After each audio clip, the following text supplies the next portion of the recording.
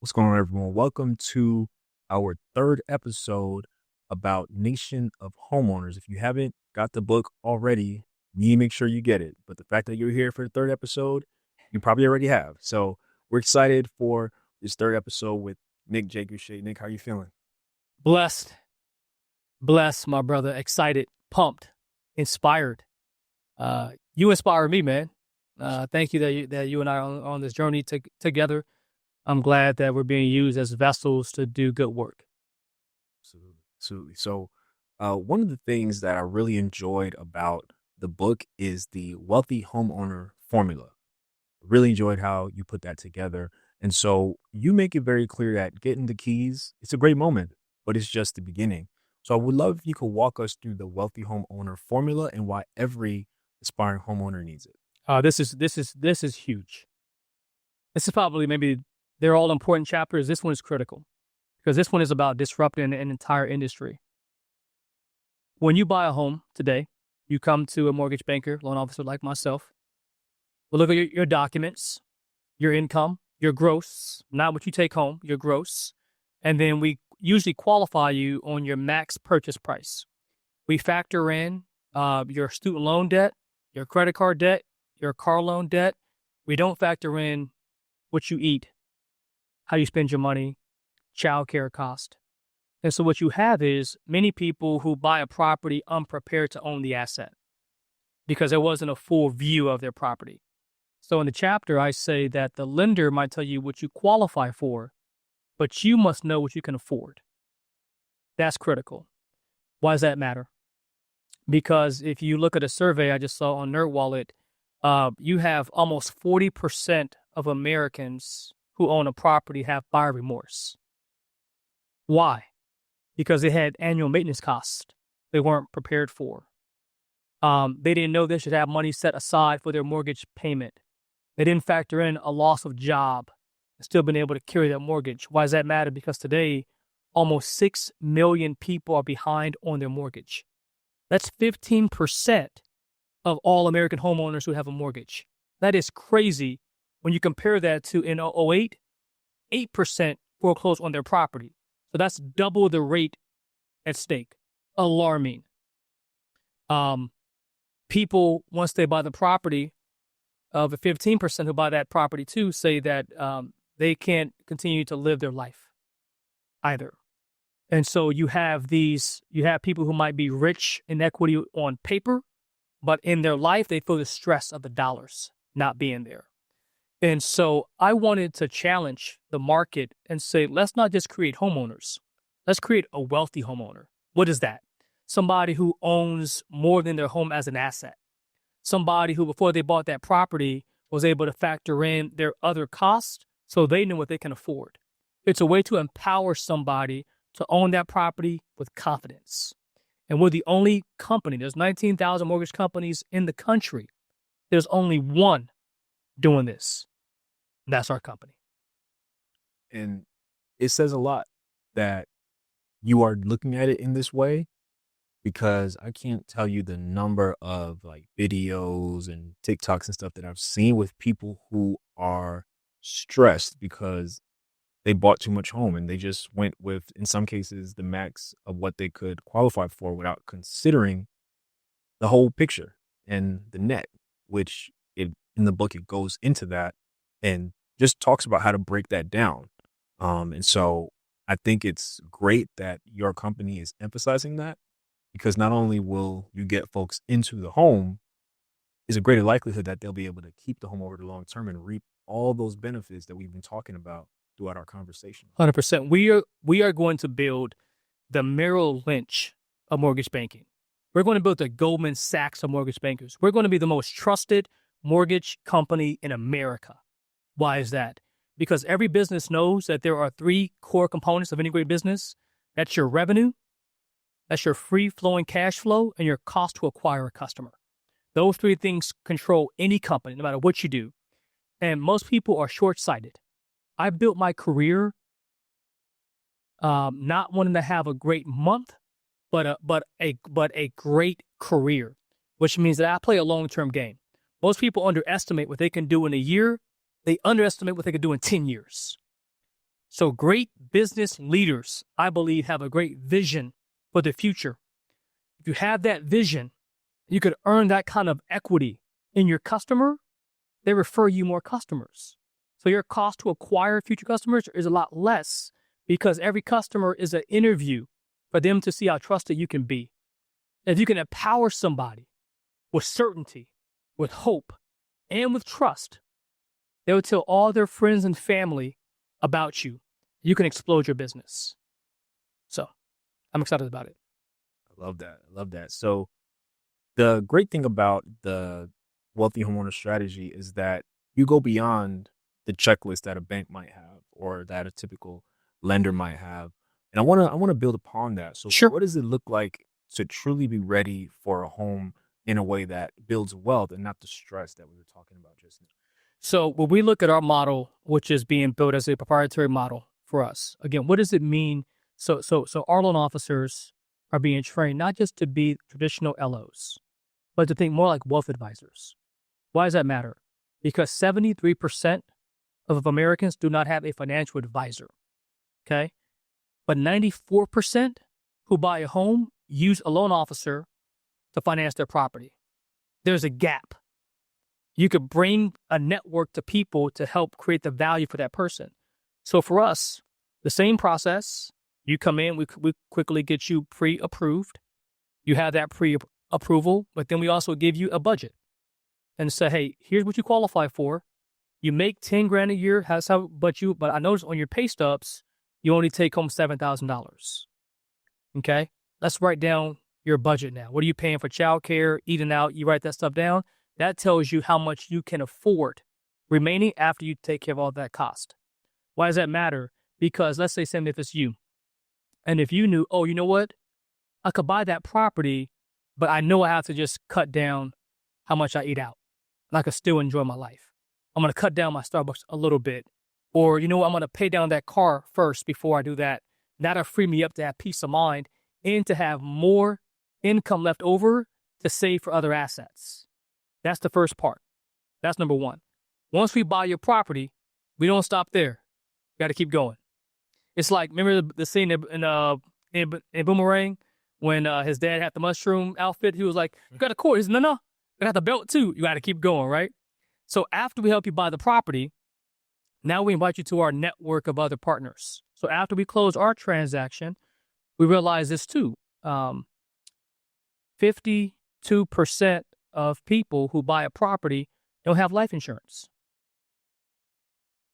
to cover that mortgage payment if you pass away. Now, I can tell you, just recently, I had a frat brother of mine who passed away in his early 50s, professor at a school. When he passed away, his wife is asked to carry that note by herself. She doesn't have the income to do it. They sell the property. The family is now in disarray. Okay? 63% don't have an estate plan. But we keep using words like, let's build you a legacy. How? How do I help build you a legacy when there's almost a 65% chance that you won't have an estate plan? So if you pass away, your family has to go to the probate courts to figure out how that asset gets passed over to you. So if you can have a holistic view of what somebody's needs, create a company that can do it at a high level, and have a network of other partners, you can be a true go-to person. But what you're doing, Sam, is you're building a customer for life. If I help Sam do that, and I'm good on my pricing, competitive interest rates, and the product, those unique factors make you more loyal to my company. And we can build a national movement on that kind of trust, thinking about your needs, then solving those problems with you along the way. That's what we do. I love it. And I appreciate the long-term view of some of the additional things you talked about. In the short term, what does budgeting look like after the loan for the reality of what comes up as a homeowner, things you have to pay for? How can people prepare for those things too? Yeah, I mean, normally what you have to factor in is usually the rule of thumb is, you want to have 3 months of your expenses put aside. So if you have $7,000 a month in expenses after you buy the property, you have like $21,000 in your retirement account or some access to it in the event of an uncertain thing like a loss of job. Number one. Secondly, is what's the cost to maintain the property? What's the maintenance cost? That's a big one. So usually the rule of thumb is you want to have 1 to 2% of the purchase price in savings. So property's $500,000, you should have $5,000 to $10,000 set aside for unexpected events. Those two things. You got 3 months set asides. So if there's like a job loss, you have time to recover, and there's unexpected maintenance cost, you're right there.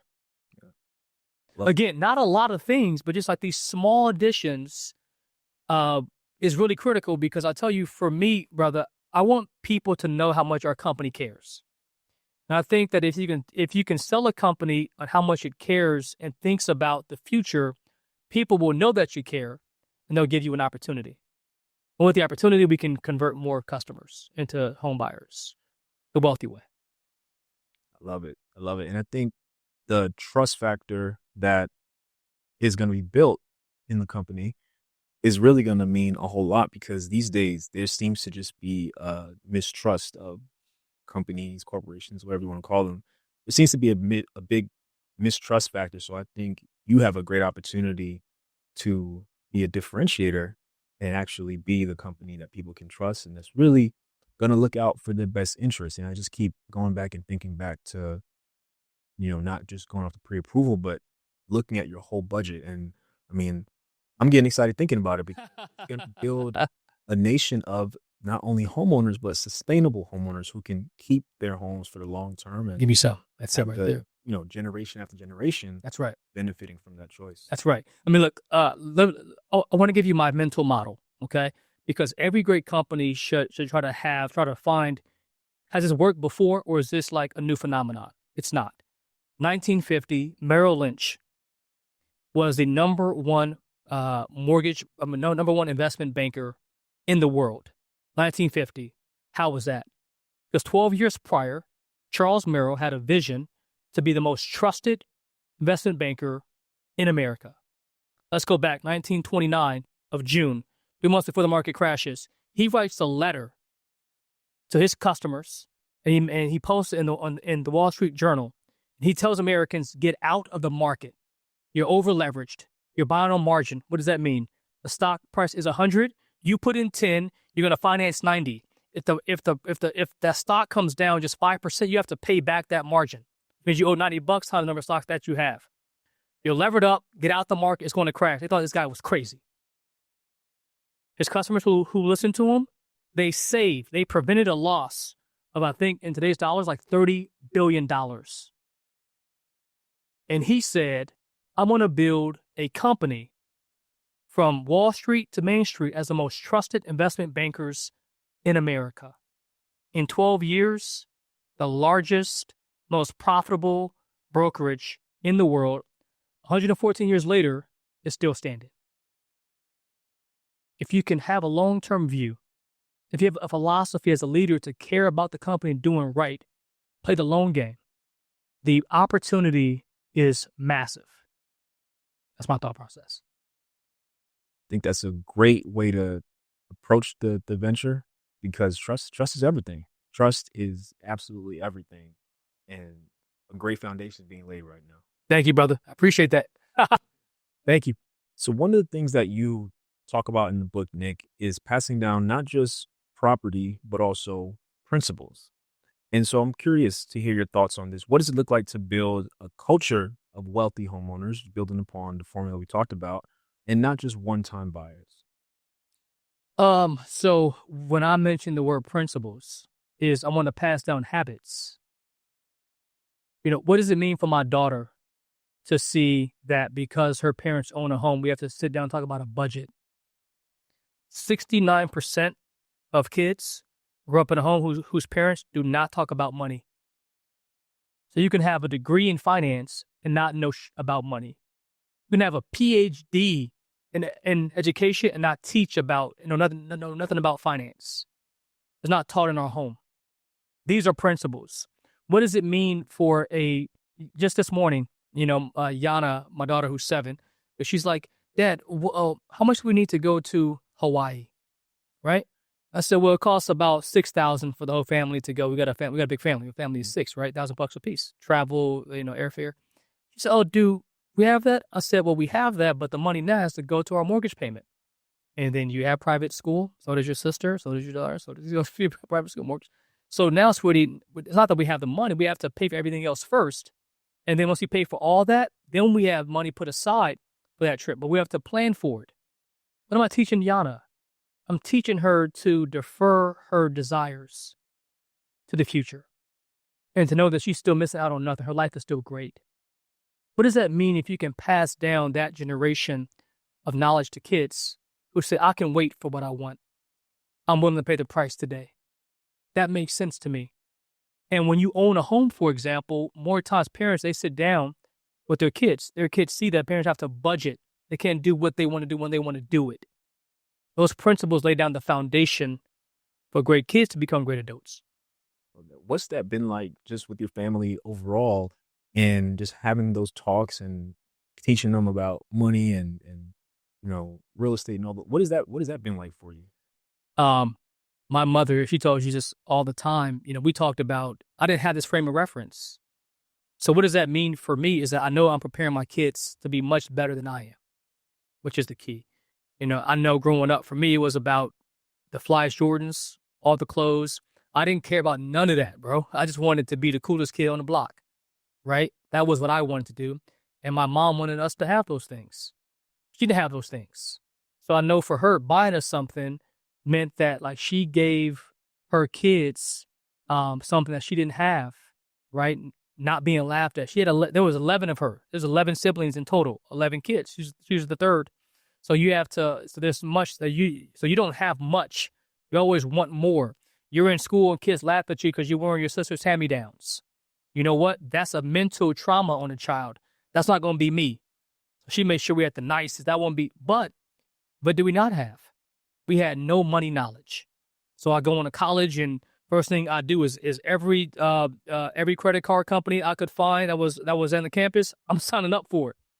5,000, 2,000. Oh, I'm lit. What? I'm 18, 19 years old with like 10 grand credit limit. I've got to pay $30 a month. Sign me up, bro. Absolutely. I don't recognize that I'm paying 26% on interest. Now, all of a sudden, when it's time now I'm 25 and that 10,000 became 25,000 because of the compounded interest over time, I missed it. And so it's like the beauty of a parent is knowing your mistakes and then working back, having kids and saying that won't be their mistakes. And so for that reason, it's incredible. Amazing. How did you get yourself out of that hole with the credit cards? Made a choice. I made a choice because it was not credit cards. It was credit cards. It was repoed on my car loan. It was overextending myself on my nice apartment because I was searching for the wrong things. When you're young, what do we want? We want validation that we're somebody. And without the stable home, you need to search for that. You look for your peers to say, oh, look at what he has. Look at what they have. I wanted that more than I wanted peace of mind and security, which is why it's important to give kids that solid foundation of that peace, stabilizing them. That's why the home matters so much because, again, the hierarchy of needs is, can I survive? Am I safe? Do I have belonging? Then self-esteem. And so for me, once I had my daughter, Alexis, I said, this won't be my story. I had to rewrite the story, and I did. Love that. So it's the perfect segue, and we kind of already going that direction, but want to give the listeners and those who are viewing an opportunity just to get to know you a little bit more. Sure. Personal level. Let's do it. Learn more about your history. And let's do it. What got you here? Let's go. Let's go. So you were not always the billion-dollar banker.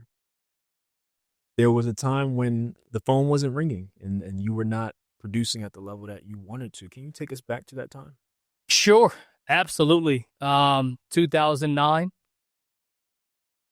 I started in this business after working in corporate banking for 5 years in corporate sales. I thought that my charisma and my charm, my good looks would transfer over into this business that was cold calling business. I had no clue how to do this, brother. No clue. And so I didn't have the confidence, number one. I didn't have a lot of training either. I was at a company who didn't have like a training system. You either failed or you made it on your own, either way. And for that team that I was at for a couple of years, I was last place. So my first year in this business, working full time, 70 hours a week. You know how much money I made the first year? $17,000. A whole year. Working, so 70 hours a week. So that's 840. That's a lot of hours, right? I had to make a choice that I was not going to be last anymore. I was nervous. I had a speech impediment. They put my phone call on speaker. They laugh at me. You know, it was that kind of shark system, that kind of shark environment. By the way, looking back at it, I loved it because it made a monster. It made a beast. And so I love my upbringing in this business. And so, yeah, I was last place. I'll tell you where it all changed for me, and we can pivot here. It was May 2012. We had my last year, my last time being in last place. We used to write all the fundings on the board. My color was in purple. So I was like last place. We had a team meeting, and my branch manager at the time basically said, "Listen, you can't be here. You're too arrogant. You're acting like everything is all good. You're in last place. Our business, whatever you do in May, meant it showed up by what you did in February. It takes about 3 months for it to show up on the board." He tried to humble me, so he calls it. You know what I did in that meeting, brother? What'd you do? Out of my chair, I jumped out my chair, I did push-ups, and I started Invictus. Out of the night that covers me, black as a pit, from pole to pole, I thank whatever gods may be for my unconquerable soul. I said it 5 times until I burned out. He knew then his words meant nothing to me. I was in control of my destiny at that point. And he laughed and said, "This guy's crazy." I am crazy. But he couldn't stop me. The next month, in June, I saw my first client, Lino Finati, first loan for $1 million. I was in second place. Never looked back. That was 13 years ago. That's my story. What did it feel like when you found out that you achieved that after all you'd been through, after the ridicule, after probably many moments of wanting to give up, after making $17,000 the first year, then you close the first $1 million deal? Take us back to how that felt. You know what? It wasn't that for me. It was 3 months prior when I made the choice to be great. Greatness first is a choice, then it shows up in the real world. Everything happens 2 times, in the mind, then in the world. And so for me, I was already going to become that. It's only a matter of time. When I took back my own agency, you got me? When I became the master of my own fate, the captain of my own soul, I felt free. Even though I didn't have it yet. I couldn't touch it yet. I knew it was coming. So when Lino happened in June, it was a manifestation of my choice 3 months prior. And that's the key. Most of us are waiting for that thing to happen. That's not the thing, because I'm always going to be in search for that thing. I became full when I made the choice to become full. That's the power of the mind. The mind has the capacity to redirect the outcomes. So Finati, I've done hundreds of those now because Nick became that first. I tell people all the time, you must first be it before you can become it. Love it. Love it. And so along that journey, if we look a little bit further down, you rose to the top. You became president, one of the youngest presidents of a major mortgage company in America. What was that pressure like at such a young age? No pressure. No pressure. Honor. It was an honor. Again, let's go before that happened. This happened in 2022. 2015, I said this. I had an assistant. She asked me, I'll let you meet her one day. And I'd be on the whiteboard saying, okay, in the future, I'm going to be the president. Like, you're a loan officer in local LA. I don't give a damn. I'm going to be one. So now when I had a clear image of what I wanted, what do I have to be that? Okay. 1, you have to be a top 1% mortgage person. That was my goal in this country. Number 2, act as if you are already the president. What does that mean? I didn't just wear polos anymore. I wore suits every day. I wanted to learn the business. So I started taking classes on mortgage banking 101. I started reading books about mortgage lending. I wanted to be the master of this industry. So nobody could look at me and say, I did not deserve it. I earned it. It was mine. There was nobody good as me, willing to put the work in like me. And so it was only a matter of time. So that president position was a manifestation of 7 years of a plan that I made 7 years prior. And so when I became one, I expected it. So Nick, after building such an impressive career, you made the choice to step away for 2 years. What did you learn about yourself during that time away? So I just turned 40, 2023. And at 29, I wrote down these milestones I wanted to achieve. I wanted to, achieve a financial status. I wanted to become top in my business. I wanted to lend over $1 billion in this business. I wanted to become the president. Had all these goals. And at 40, I achieved those goals. And so my list was all crossed off. Needed new goals. And so I had to, initially, I didn't plan on taking a 2-year. It was more like a 6-month initially. But I realized that I paid a price for that success. And that price was time with my family, with my kids. And I had to resolve some things in the home.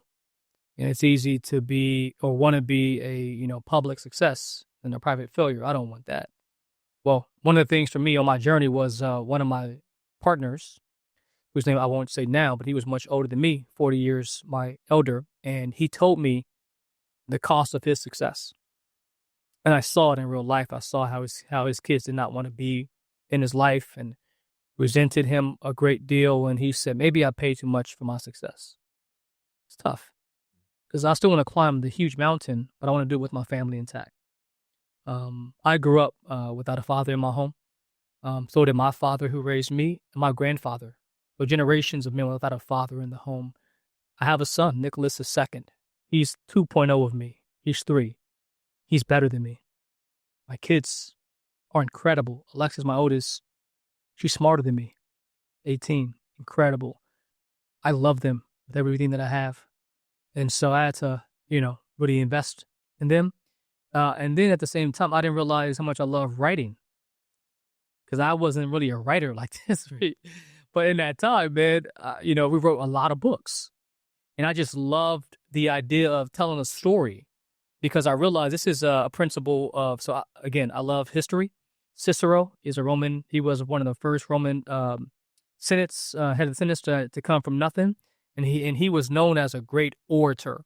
And he would tell you that human beings are guided not by facts, but by their emotions and a great story. And if you can tell a good story, you can capture people's heart. And if you have data, you can capture logic as well. If you can do that together, you could be powerful. And so I learned how much I wanted to commit to keeping my family intact and telling stories that can change people's lives. Love it.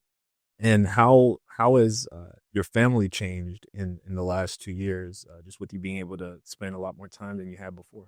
Well, I have more time, so we have more kids now. We have time to have more kids. So we have baby girl Mara, who's incredible. This kid's incredible. She's 1. She's incredible. When I come home, no matter what time it is, she acts like she has seen me in 10 years. Mm-hmm. Like, Dad, runs to me like, I love that, because growing up, I wanted to feel that, that was absent in my life. And so that's incredible. I think I appreciate my wife more. You take people for granted sometimes. My wife, Natalie, is incredible person, friend, mother, wife. Like, that's my baby. I love her a lot. She's incredible. She's helped me along the way a great deal. And again, my daughter, Alexis, is going off to college now, which is exciting. And so we're the Gouché family now. We're all not Nick Gouché, it's the Gouché family now. So we're all together, and it's incredible. Love that. It's special, man.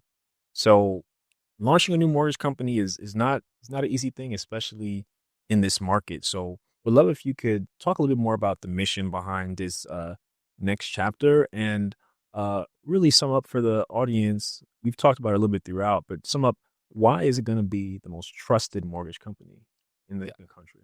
First, I think it's the easiest time. By the way, I think that weak entrepreneurs exit in these markets. I think average ones survive in these markets. I think the great ones are defined in these markets. I want to be great. So I think that right now it's a great time because I think the benchmark for success is so low right now. And I'm coming. I am coming. And I'm excited for it. I tell you, our focus, so we have some core principles in our company. Essentially, over the next 10 years, we want to create 100,000 wealthy homeowners. 100,000. Now, I can reverse engineer what that means from how many transactions to credit pools to conversations all the way through. That's our focus. And so we have a 10-year plan, and we're going to build it. So we have these core principles in our company called the 7 C's of our culture. The people who we work with on our team, they're competent, so they can do this at a high level. They have character, which is really critical. They are customer obsessed. They care a lot. They have compassion.